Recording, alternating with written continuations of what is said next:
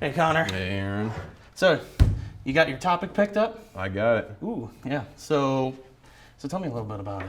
You know, it's real good. I think I got something real good. I think I got something real good too. Yeah, it's it's an anime. Mm-hmm. Mine's an anime too. It's a little unique. It's a little more. It's kind of like an action, but it's more slice of life a little bit, probably than anything. And mine's a little like that too. It's a little quirky and yeah, bizarre. Mine's pretty quirky. Mine's pretty bizarre. That's not in the title though. No. All right, I'm gonna count down. And on 1, we each say what we're going to talk about. Okay? All right. All right. 3, 2, 1. Mob Psycho 100.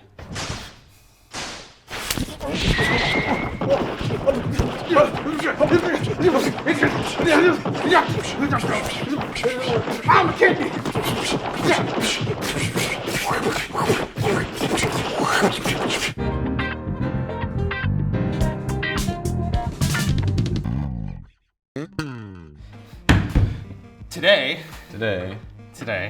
Once more. Yeah. we're gonna chill things out a little. You know, past couple Yeah. episodes we've been A little intense. a little rowdy, A little rowdy. a little roozy. A little waxy.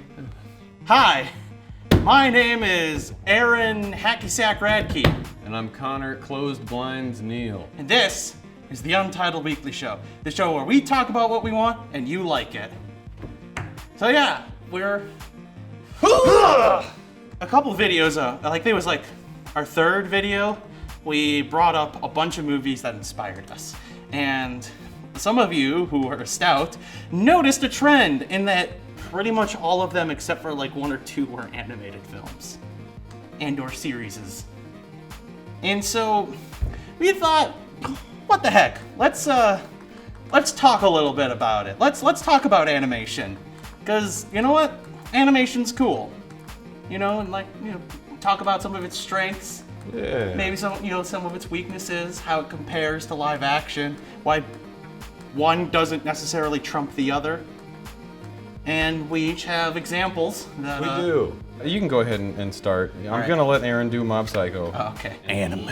For those of you who don't know what Mob Psycho is, That'd be great. Mob Psycho the anime absolutely flexes the fact that it is animated. It does. You go from the goofiest looking drawings, here I'm gonna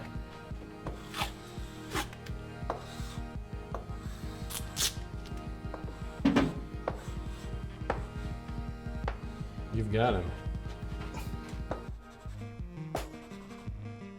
This is what the main character looks like In the original. in the drawing. original, but it's not too far off from what he looks like in No. the show. But you go from these absolutely simplistic characters and character models. Hey, kind of stuck. Kinda. So yeah, the show goes from many different animation styles. And it starts off with some fairly good animation. It's good animation. All the way across the board. It's fantastical. It's fantastical. But it acknowledges its goofiness by having some absolutely absurd character models, you know. Connor's personal favorite. I think the thing that got him hooked was the butt chin goblin. Chin Goblin. The It's not my butt chin favorite, goblin. but it's what got you hooked. it's what made me say, all right, what's going on It's here? what got you hooked. You know, you do that, and then you have several different jokes that involve changing the animation style. Yes. And there's some classics where it's like you take the really high quality drawings and then dumb them down to look really crude, and we've had, that be used in the past in a lot of anime. But then you have different animation styles from going from traditional pencil drawing to charcoal and then the fights. Oh my, the action in this show is phenomenal. There's so much going on at any one given moment. And why did this need to be animated? Because there is a live action version of this, which comparatively the Death Note live action versus one of the live actions. The show's animation style is fairly like rigid. They're shaped like human beings and they have human faces. Whereas like a lot of characters in Mob Psycho are like their faces are very round. They're usually like made out of simple shapes. And allow them to be goofy. Yes. And that's kind of what animation's like, partially like what animation's cool. It's flexible. It can do all of these things. Why aren't there more colors in the world? I mean, if you want to go real scientific, there are more colors in the world because there are colors that we can't see. Yeah. So there are more colors in the world, we just can't have them. He's not squeezing hard enough. Overclocking his eyes. Overclocking. But you know what I mean when I say like, it emulates life. Yes. Like it can emulate real life. Like there are some movements, because honestly that's what sells the animation. Is like you can have some really goofy looking character models. You can have some very goofy and abstract art and characters, but if you nail the movement of like, oh, this is still vaguely a person. Yes. And if they move like a person, then you're sold. Oh. I think you got enough colors. This is a pyramid scheme. You're right. It plays into the strength of the things that are done in the animation can't be done in real life feasibly. If you had like a, Marvel budget, then you could maybe get one of the fight scenes done and it would look almost as cool as it does. The budget for animation, it's like if you're gonna do really high quality animation, it's still kind of high, but like compared to doing live action to this level of like intense fight scenes, the budget's way down. So it just allows people who want to do things that are over the top and super cool for way cheaper than they'd be able to do if they were gonna do live action with CGI and everything. Well, it's like, if you put it in perspective, if you got live action, you have your physical actors, you have a set, you have to design a set, so that's a set designer. You need lighting, so that's a grip. You need a camera guy, you need your director, you need stunt coordinator, safety people, all sorts of stuff. Then you also have to rent all the equipment, you have the locations, and then on top of that, you're probably already going to be using CG to do a lot of these stuff. At what point does that then just become animation again? Because it's a computer-generated character model that an animator has to sit and tweak, even if it is mocapped to get the fine-tuning. An animator still has to do a pass over it. Yeah. Like with Lord of the Rings and Gollum. And what's the guy's name? What's his name? Andy Serkis. They didn't face track him at all. They had him in a suit with like a hole cut out for his face, and the animators just watched his face performance and just used that as the base, and then hand animated all those facial expressions. That's impressive. So first of all, like, super impressive. Like, the animators who do that are they're phenomenal. But again, they're animators. Yep. It does things that just wouldn't be possible otherwise without being an animation. If you're gonna be animated, you gotta go all out. If you don't go all out with animation, it can still be cool, but it's like, you could have just done live action at that point. Lion King remake. Yeah. Anyway, why didn't they train lions? Train lions. They trained gorillas for Planet of the Apes. So Over the Garden Wall, essentially, is a show about two brothers who get lost in the woods. They don't know why they're there. They don't really know what's happening. There's just some weird stuff. The opening sequence is just a frog playing piano, and then all of a sudden you just see all this weird imagery that all makes sense later on. And you're like, oh, that's that, and that's that, when you rewatch it. But I think the reason that it works from an animation standpoint, once again, it just gave them freedom to do things that they couldn't have done in a convincing way. The creep factor. The creep factor. But also very charming. But yeah, the creepy and charming. Like, the characters look ridiculous, like the highwayman. I'm the highwayman. Highwayman. Highwayman. My number one favorite character in the show is the Highwayman. Oh, here's something we didn't really touch on with Mob Psycho, that as far as voice acting, is one of the things you can do with animation is you can have, so like Elijah Wood is the main character Wirt in Over the Garden Wall, and it wouldn't work if it was his face. It was actually. If it was just Elijah Wood, if it was live action and it was Elijah Wood playing Wirt, it wouldn't work. But because it's just his voice, it works perfectly. Like they couldn't cast somebody else to play him, but they could never do live action because, I'm sorry, Elijah Wood, but you just don't have the Wirt look. Well, it's also partially why It's not your fault. Mark Hamill has a career. Yeah, doing Joker. Joker. He was Fire Lord Ozai in Avatar. Oh yeah, he was, wasn't he? He's a bunch of things. Yeah. Why are you using all the duct tape? Because I don't know, Connor. Why do you do things? I don't know. But like you got like all kinds of great, like John Cleese. He's one of the guys from Monty Python. He plays an old lady, and the voice is perfect. But it's like, had it been live action, that wouldn't have worked. He plays two different characters actually. And also, like, if you ever have like a talking animal, like there's a talking bluebird or blue jay, that just would be weird in live action. Because CGI animals talking, they try to make them real rather than, well, it's whenever you try and implement something into the real world, if it doesn't look real, it has to look real enough. But if it looks too real, then you're gonna run into the problem of, ugh. If it was animated, nobody would have cared. Yep. Because it's imitating life, and that means you can abstract it. Oh no, I don't have enough. You got 2 more here. There was a point long ago that I realized this was not worth it, but Sunken cost we're fallacy. so far. We never thought we'd use most of these, I guess not. but now we have. Look at it in its grandeur. And it's off-kilter grandeur. It's not off-kilter. Kinda. Not if you stand right here, where you can't really see anything but like the first row. Oh, okay. So yeah, the points we've touched on really are the voice acting is like you can do things that like you wouldn't be able to do. The goofiness of the characters, like things can look different than they would be able to look in real life and not be terrifying to look at. And then also there's just like, it's a budget thing where you can do things in animation for much cheaper than you can in live action. There's things that I watch sometimes in live action that I think to myself, you know, that would have been better animated.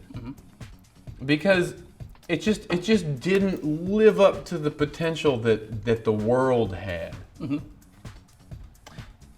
Sometimes there's things that I watch and I'm like, that would have been better live action. Because nothing happened. What point, Connor, are you just doing random things and you're just building an obelisk? It's Spider-Man Christmas Tree. 2032. 2032. We've been talking about animation and giving it its high praises. High praises.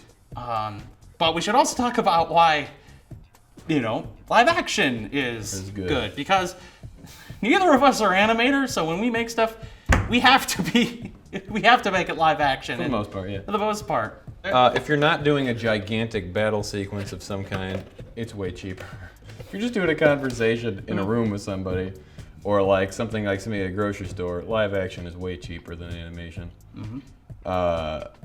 Also, live action, it's just, you get raw, you get like It's grounded. It's grounded, and then you get like the raw emotions on people's faces that you, unless you're putting tons of detail into animation, like with a Pixar film, especially some of the newer ones, they have like the nuances in the face, but with like 2D animated things, you're not gonna get that to the extent that you are with face, and then like with lighting and like contrast and all these different things, they're just gonna look better in a live action setting. Yeah, the human face is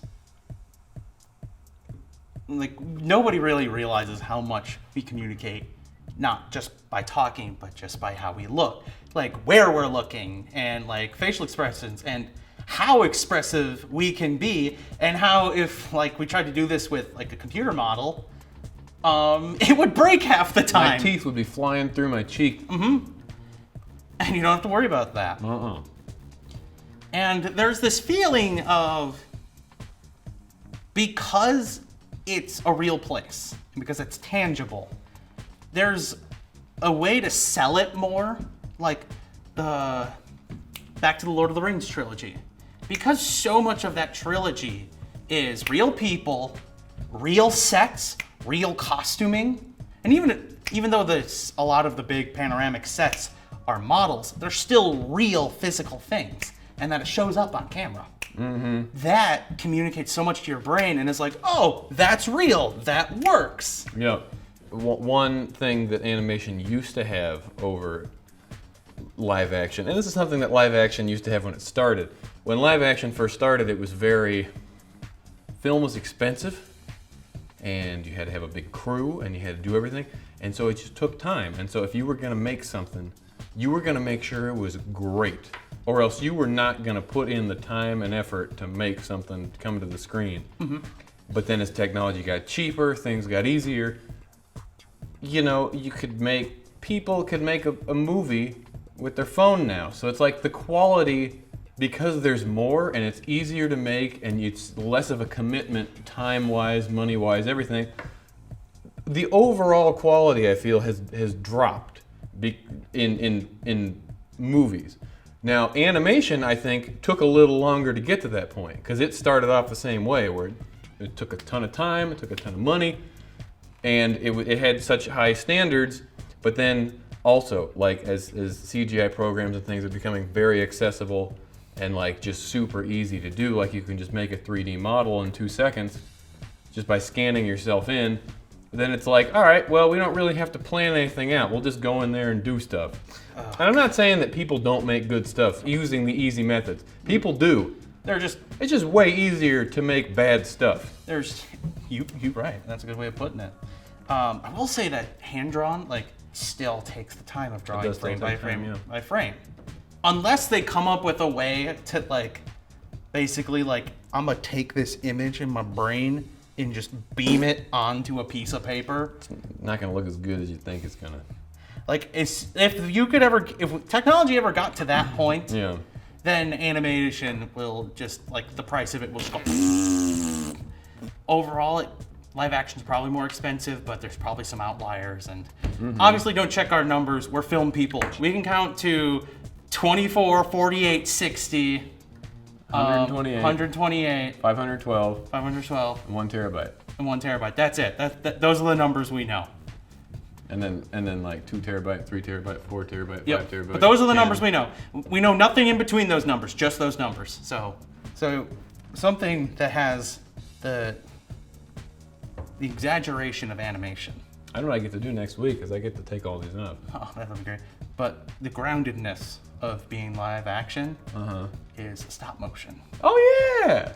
Stop motion is my all-time favorite medium. We'll do a whole episode about stop motion. Yeah, that I feel like we should talk about that. I love stop motion. Oh, we should do. I want to do a full-length stop motion sci-fi movie. We should do. That is my goal in life, but that'd be cool. Never gonna happen.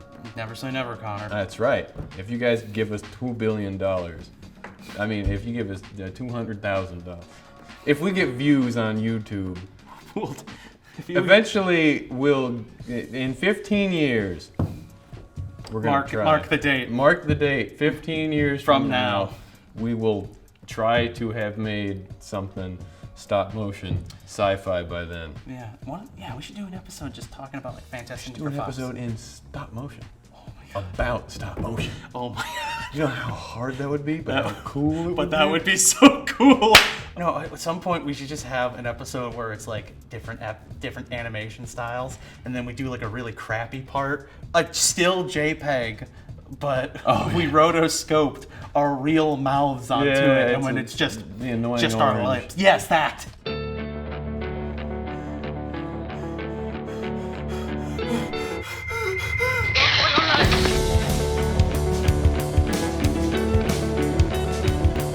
Yeah, that should be the season. The first episode of season 2 is a bunch of different animation styles. Oh, that'd be great. Now you guys know what's coming unless we cut this all out. You won't know until it's there.